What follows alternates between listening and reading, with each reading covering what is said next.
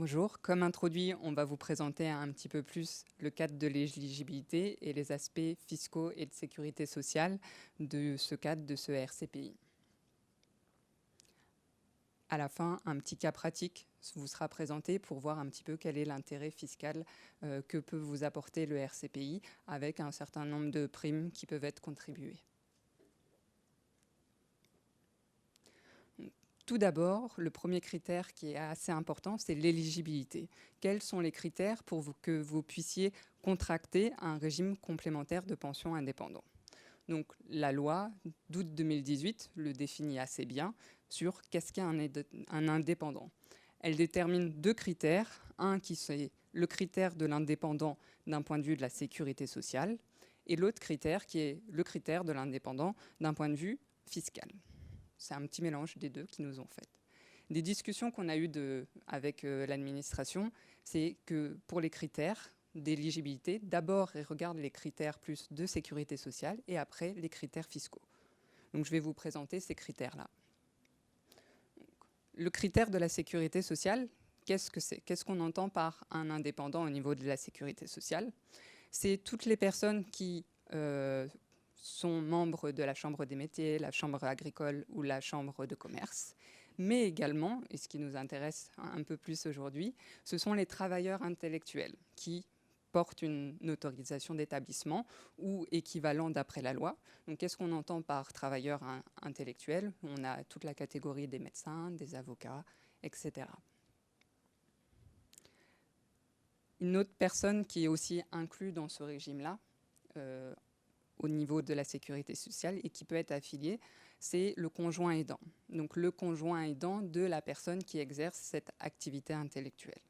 Donc lui peut aussi bénéficier d'un régime complémentaire de pension indépendant.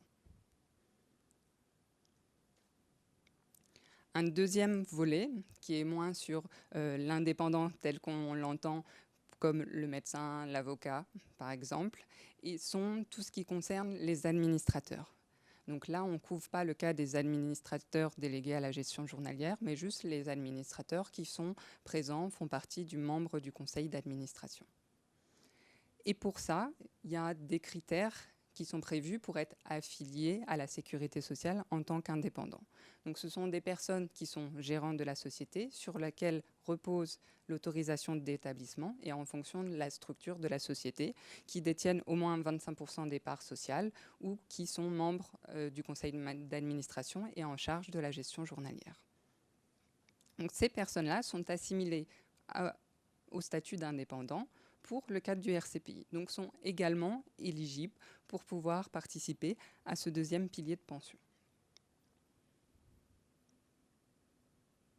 Donc ça, c'était pour le premier critère, qui est un critère plus au niveau de la sécurité sociale. Le deuxième critère que l'administration regarde ensuite, c'est le critère fiscal. Donc le critère fiscal, je passe plus rapidement sur ce slide qui reprend qu'est-ce qu'on entend comme indépendant d'un point de vue fiscal luxembourgeois, qui relève donc des personnes qui ont une formation supérieure, qui couvrent des activités intellectuelles ou artistiques, et aussi des personnes qui génèrent un bénéfice commercial ou agricole et forestier sans structure sociétale, donc en leur nom propre. Donc, pourquoi ce n'est pas ce sur quoi on s'attend? C'est parce que le critère fiscal que prévoit le régime complémentaire de pension indépendant, tel que l'administration le définit, c'est justement l'indépendant, mais l'administrateur. Donc l'administrateur, membre du conseil d'administration. On avait vu un petit peu auparavant, d'un point de vue de la sécurité sociale, l'administrateur avec un certain pourcentage des parts sociales, membre du conseil d'administration. Donc ça, c'est une partie indépendante. Et là, c'est l'indépendant fiscal, donc administrateur, pas en charge de la gestion journalière. Et là, on a fini pour ce qui est du critère d'éligibilité. Donc voilà, dans un premier temps, d'un point de vue sécurité sociale, l'indépendant, le médecin, l'avocat par exemple, majoritairement, et l'administrateur, mais avec certains critères au niveau des parts de détention, et d'un point de vue fiscal, juste l'administrateur non exécutif. Pour la sécurité sociale, donc quel est le cadre, un petit peu à quoi sert ce RCPI quand on regarde l'affiliation à la sécurité sociale luxembourgeoise. Donc, en tant qu'indépendant, vous êtes affilié à la sécurité sociale, vous payez la sécurité sociale d'un point de vue obligatoire dans différents chefs, donc que ce soit de la maladie, de la pension, par exemple.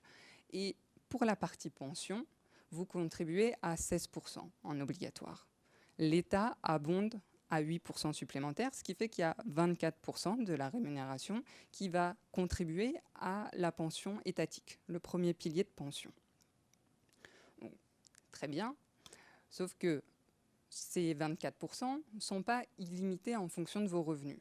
Ils sont plafonnés au maximum cotisable d'un point de vue de la sécurité sociale. Donc, ce qui est bien d'un côté parce que ça limite aussi les cotisations sur les autres dépenses, mais ce qui veut dire que d'un point de vue pension, lors de votre retraite, vous n'allez pas pouvoir avoir cotiser pour plus qu'un certain montant à la retraite. D'autant plus qu'il y a un double plafond qui s'applique, étant donné que la pension maximale est capée à 8 525 €.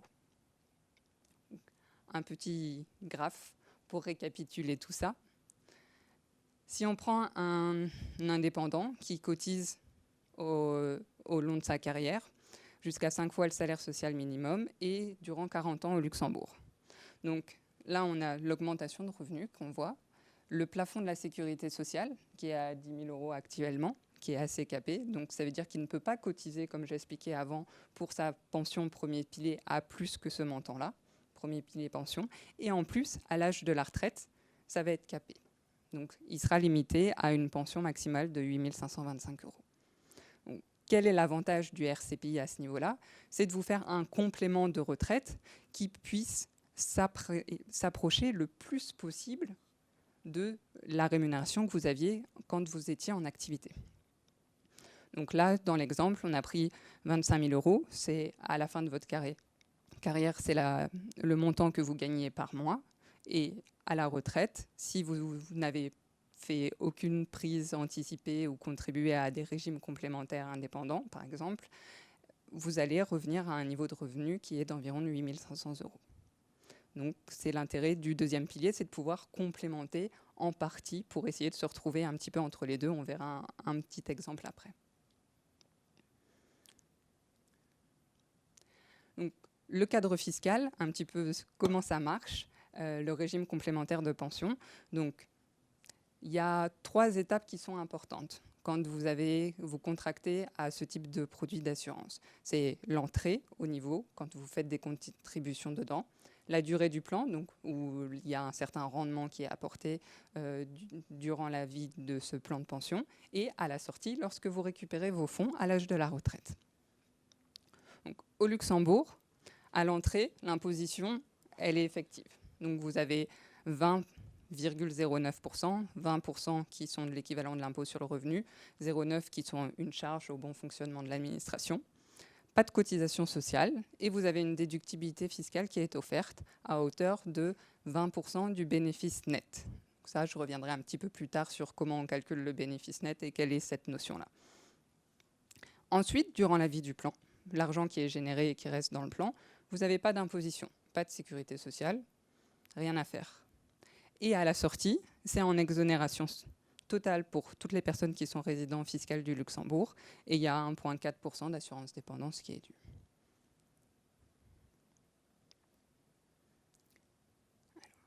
Le RCPI, donc d'un point de vue fiscal, on a vu un petit peu comment fonctionnait plus l'imposition au niveau des différentes étapes.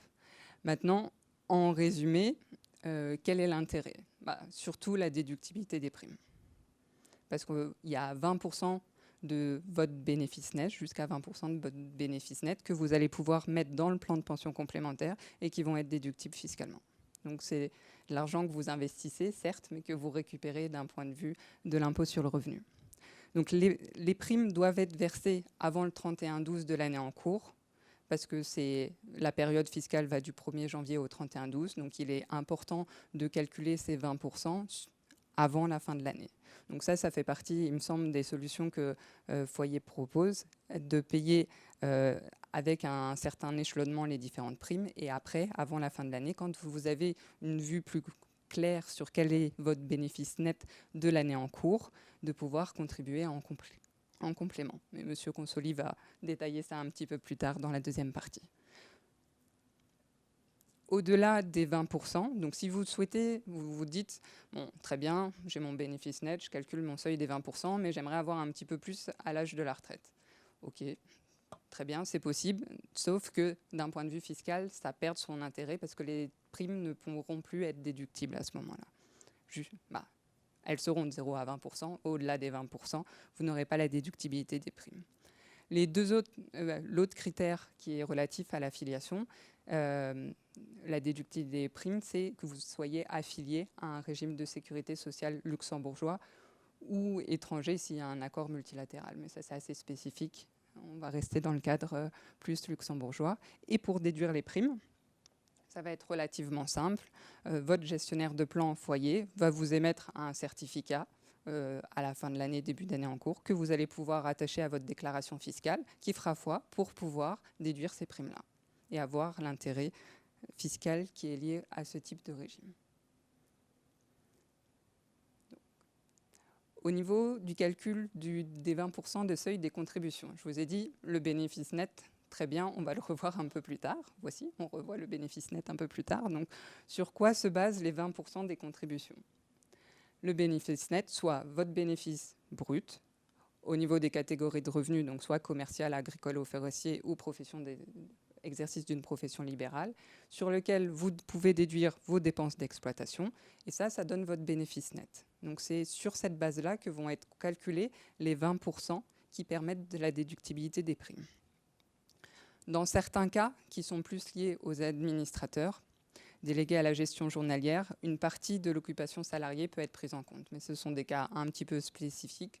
Donc voilà, une analyse ou un conseil plus approfondi est nécessaire là-dessus. Ce qui nous intéresse, comment pouvoir récupérer ce bénéfice fiscal dans votre déclaration fiscale. En tant qu'indépendant, vous remettez une déclaration fiscale pour payer l'impôt sur le revenu, sur vos bénéfices. Et dans celle-ci, vous allez pouvoir récupérer la déductibilité fiscale de ces primes. Donc la première page, c'est la première page pour le formulaire indépendant. Donc si on prend une comptabilité recettes-dépenses, vous répertoriez vos recettes, vos dépenses que vous encourez durant l'année. Il y a toujours un forfait de 3 400 en fonction de votre hauteur de recettes qui peut être appliqué. Si vous êtes au-delà, il faut mieux appliquer les dépenses qui sont au-delà. Et là, ça vous donne le bénéfice net qui vous sert à la calcul des 20%. Et pour la déductibilité des primes, vraisemblablement, parce que ça c'est le formulaire 2018, parce que le formulaire 2019 n'est pas encore en ligne, et il sera en ligne généralement début 2020, janvier, février, quelque chose comme ça à peu près. En tout cas, c'est dans ces eaux-là qu'on reçoit le formulaire généralement. Et là, on s'attend à ce qu'elle soit dans la partie B, régime complémentaire. Pourquoi ? Parce que le régime complémentaire indépendant a été aussi conçu sur la base de la mouture du régime complémentaire pension pour les salariés, et c'est là que les salariés peuvent déduire les cotisations qu'ils font à titre personnel. Donc vraisemblablement, vous aurez une case à ce niveau-là pour pouvoir déduire les primes. Alors, on passe aux cas pratiques. Donc, les cas pratiques, on les a faites sur la calculatrice fiscale KPMG, vous en avez peut-être entendu parler. Donc ça permet de calculer, reprendre, vous mettez votre bénéfice net et vous pouvez calculer l'impôt sur le revenu qui est lié. Et vous pouvez aussi déduire un certain nombre de primes, donc par exemple les primes d'assurance que vous avez aussi, primes voiture, et voir quel est l'impact fiscal et votre gain fiscal à ce niveau-là. Donc, moi, je me suis basée sur cette calculatrice pour faire les calculs. Donc, quelle est la situation qu'on a comparée ici ? On a un résident luxembourgeois qui est célibataire, sans enfant, en classe d'impôt 1, on parle de l'année fiscale 2019, et qui a 45 ans, au moment de l'époque où on a fait les calculs. On a considéré 2 cas de figure. Un où il y a un bénéfice net de profession libérale de 150 000 € par an, un autre où il y a 300 000 € par an. Et on a regardé l'impact en fonction de si on contribue à ce régime complémentaire de pension ou non, à hauteur d'un maximum de 20% du bénéfice net. Donc, le pension deuxième pilier, dans le premier cas, on a estimé à 30 000 € sur une année, ce qui a été investi. Là-dessus, On a calculé l'impôt avec et sans, et la déductibilité du produit. La différence d'impôt est de 12 000 et quelques euros, donc ce qui est quand même assez significatif, sur lequel il ne faut pas oublier de retrancher l'impôt qui a été prélevé à l'entrée directement et dont Foyer, par exemple, s'occupe pour vous de 20,9. Donc, ce qui apporte un gain fiscal par an de 6 000 euros par rapport à un investissement de 30 000, soit à peu près un cinquième. Et le rendement fiscal net du produit est alors de 20%. Donc, c'est ce que vous récupérez en impôt. De la même manière, si on prend 300 000 euros de bénéfices nets et 60 000 euros de primes qui sont versées, donc le maximum des 20% de contribution à ce régime complémentaire de pension indépendant, on a une différence d'impôt de 27 000 euros. Donc c'est ce que ça vous fait gagner en brut. Si on retranche les 20% de cotisation, retenues qui ont été payées à l'origine, lorsque les contributions d'entrée ont été payées, on a un gain de 14 000 euros. Donc à peu près dans les mêmes ordres de grandeur. Et ça vous fait un rendement de 24,5%, 50% du produit. Donc vous mettez 4 et vous avez 1 que vous recevez. Donc c'est assez intéressant pour complémenter. Si vous vous souvenez du graphe au début, on avait quelques 8 000 euros, 8 500 euros qui étaient capés au niveau de la pension étatique premier pilier. Et là, sur le dernier cas, vous rajoutez 5 000 euros et dont une partie qui a été directement récupérée en termes de cash flow au moment des contributions. Donc vous n'avez pas à attendre l'âge de la retraite pour récupérer une partie du bénéfice, puisque c'est dans votre déclaration fiscale que vous le récupérez.